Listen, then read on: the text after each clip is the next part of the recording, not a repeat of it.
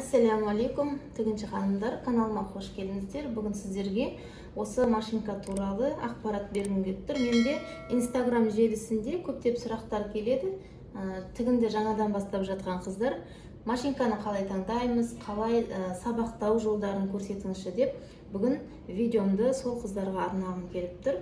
Егер қызықты болса, соңына дейін қараңыздар.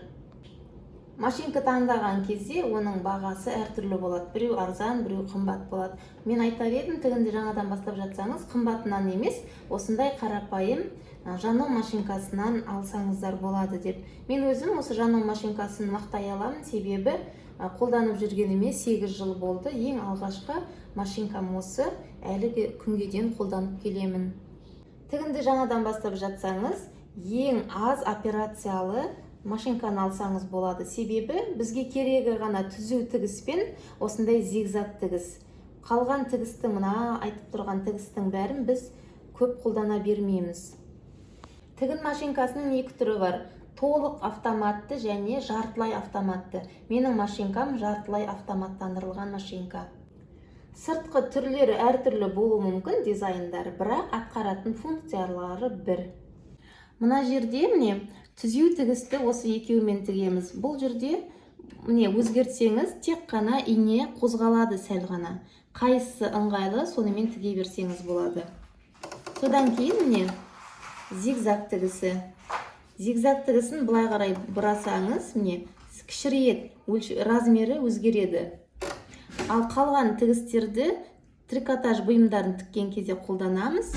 Маңызды осы тігістер ғана. Енді міне 1, 2, 3, 4 деп тұрған бұл біздің петля тігуге арналған тігіс. Бірге қойсаңыз жанын тігеді, 2, 3 деп өзіңіздің керек тігістерге қоя бересіз. Ал мына жерде қыздар бұл тігістің шаттары. Мұны 0-ға қойсаңыз бір жерде қозғалмай тіге береді. 1-ге қойсаңыз кішірейіп қалады. 2, 3 мысалы осылай ауыстыра бересіз. Мен көбіне осы 3-ке қойып тігемін. Ал мында қыздар SS деген бұл трикотаж бұйымдарын тіккен кезде осы SS-ке қойып тігуге болады. Ал мына жердегі сандар бұл жіптің тартылысына жауап береді. Яғни қалың мата қойсаңыз, осылай 3-ке, 4-ке қойсаңыз болады. Ал жұқа мата тігетін болсаңыз, осы жерге көбіне 4-пен мен 5-ті қолданамын. Жұмыс жасайтын кезде алдымен тоққа қосамыз, содан кейін мына жанындағы кнопкасы бар міне, соны басамыз.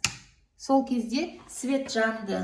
Жанған кезде уже біздің машинкамыз дайын.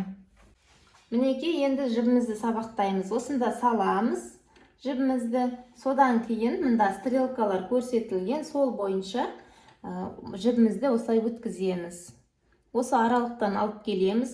Мына жерде темірі ішіне кіріп тұрса, мына жанында құлағын бұраған кезде міне темірі көтерілді. Соған жібімізді өткіземіз. Содан кейін барып, міне мында іліп, инемізге жібімізді өткіземіз. Менің видеом сіздерге ұнады деген ойдамын. Егер видеом ұнаса, міндетті түрде каналға тіркеліп, лайк басып, комментарий қалдыруды ұмытпаңыздар. Сіздердің қолдауларыңыз маған келесі видеоны түсуге шабыт береді.